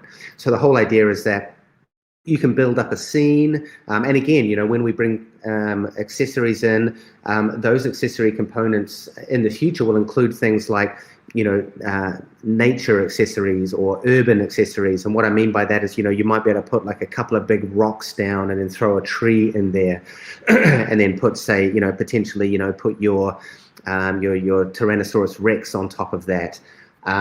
Or for example, if it's more sort of urban, you might be able to bring in like dumpsters and maybe a corner section of a Gotham-esque type building, so you can set up your Batman.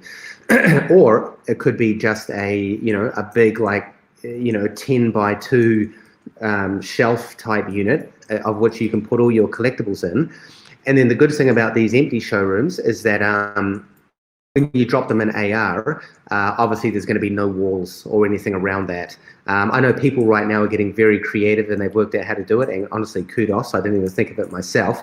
But if you drag all of the collectibles from your gallery showroom outside the door, then of course when you drop that gallery showroom in AR, then there's a whole lot of collectibles out sort of in open space. So we think that's going to be a really cool feature. I'm really looking forward to seeing what kind of scenes people start to create, especially when we start to bring in accessories and all that, all of those kind of features. I think it's going to be really fun.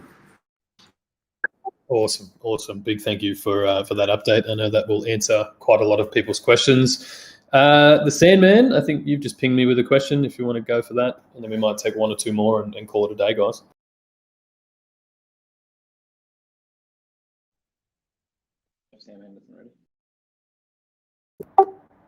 Or maybe you're not there. I'll ask it for you if that makes life easier. So people want to know, Dan, and this would be a much further down the line thing, but let's take David Yu's hairline as an example, as an NFT. Will people be able to use these kind of additional collectibles as, say, a Snapchat filter or something like that? Like, is there the potential for integrations into other apps with items you own to showcase them that way?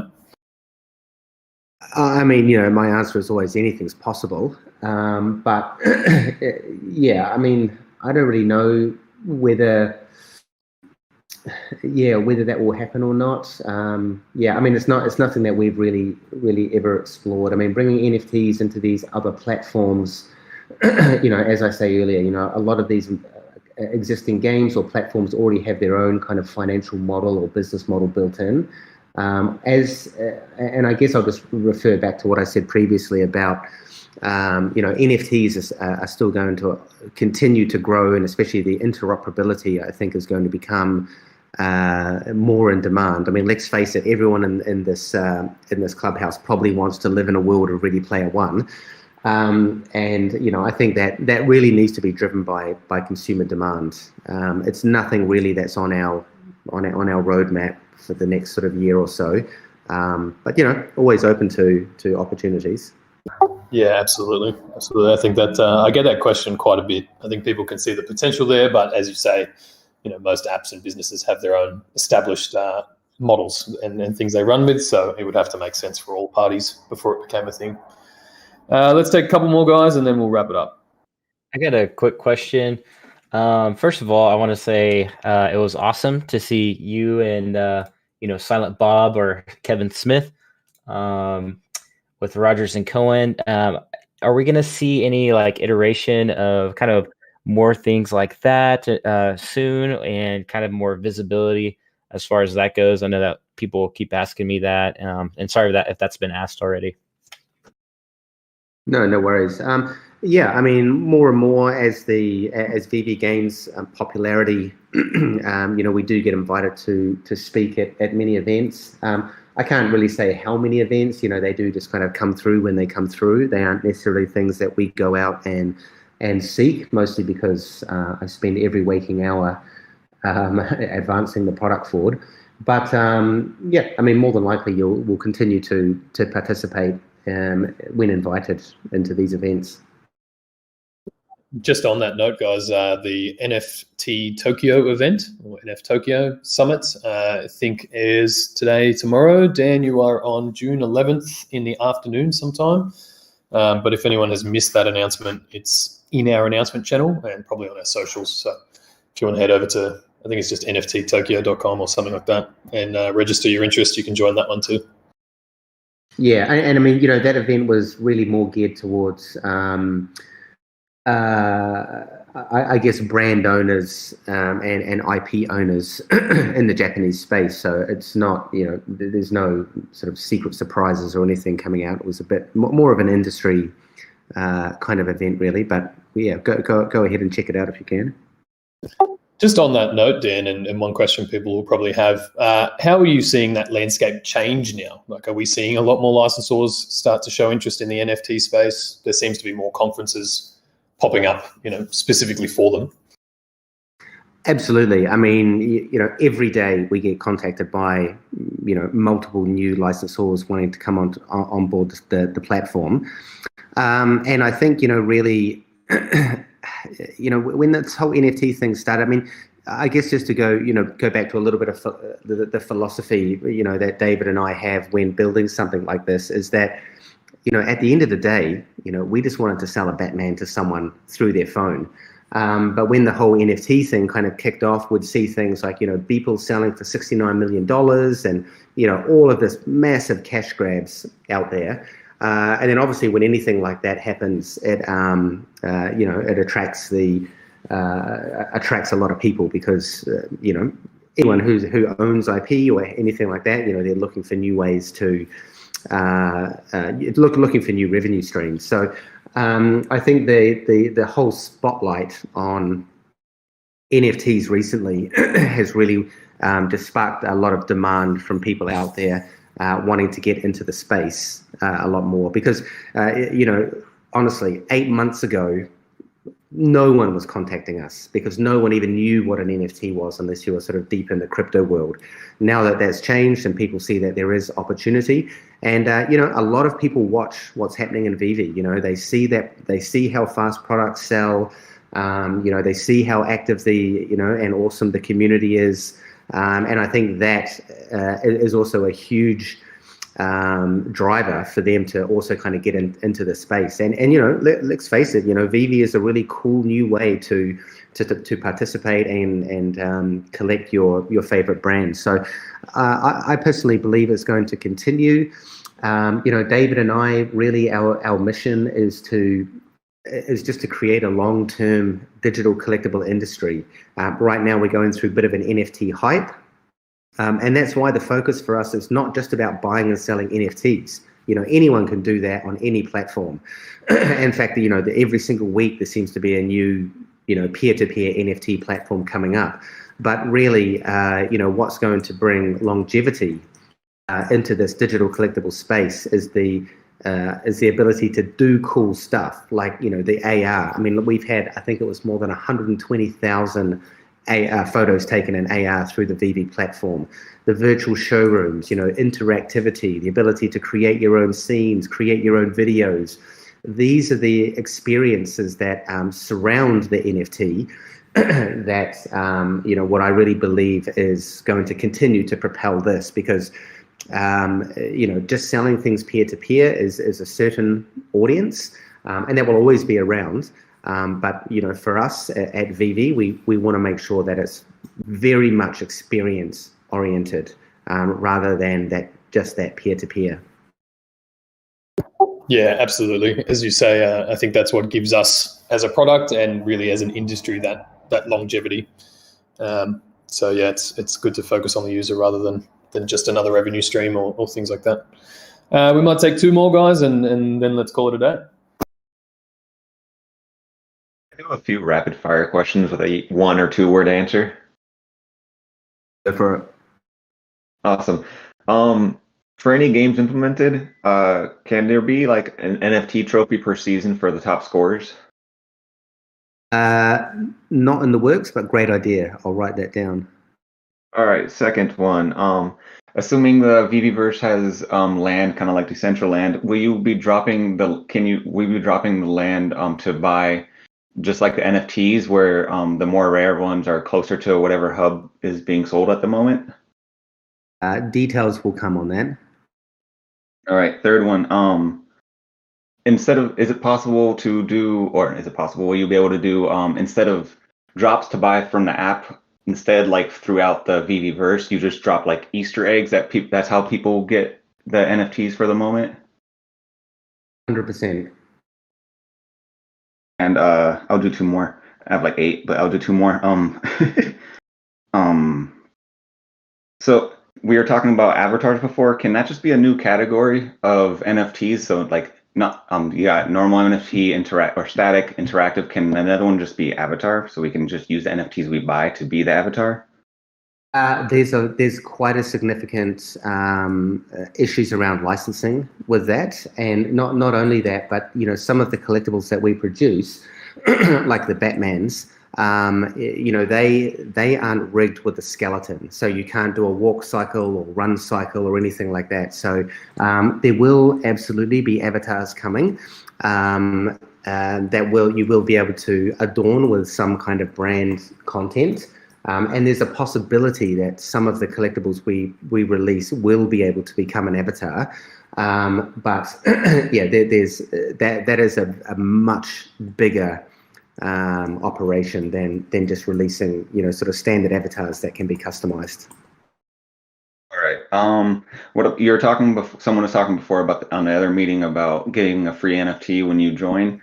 Could that be season dependent? So the season you join or every season people get a new free NFT that's of the logo, the VV logo or something? Yeah, I mean, it's something we're considering. So yeah, I guess watch this space. We're still thinking about that one. All right, last one. Is there going to be any category for historical stuff, like any like replicas of any something like from NASA or the first moon landing rockets or anything like that? Yeah, great question. Actually, we are absolutely exploring the historical category. I think there's a lot of things out there in the world that people would never get to own and potentially never get to see, but they can have a beautiful, high quality digital replica of that. Then yeah, I think that's something cool that people would like to collect. Nice. All right, guys. Well, thanks for those rapid fire questions. Very much appreciated. Dan, have you got anything else you'd like to leave people with before we wrap this up for the day? Just again, just a big thank you to everyone. I mean, there's so much support in the community. To be honest, I did have quite a few lols over the Quid versus Evie. Just be nice, guys. Be nice.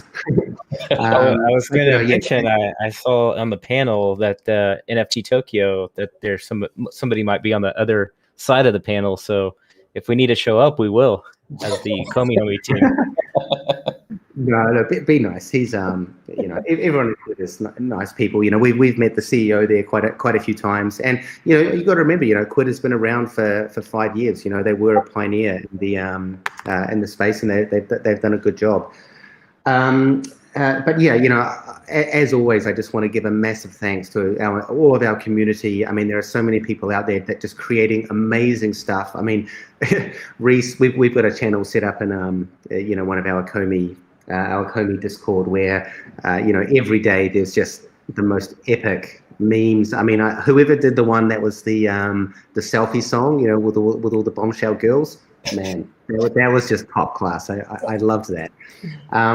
So yeah, and just everyone for their support, especially over the past couple of months. Obviously it's been a bit of a challenging time internally, just to deal with the growth. But we really are kind of coming to the end of that now. The team's been built out, the app's been refactored to certain degrees. For the next wave that we've got, we'll more than likely have coming in. So yeah, just really appreciate all of the support that you guys give us out there in the VV community, and I hope that we can continue to bring out awesome stuff that you guys like.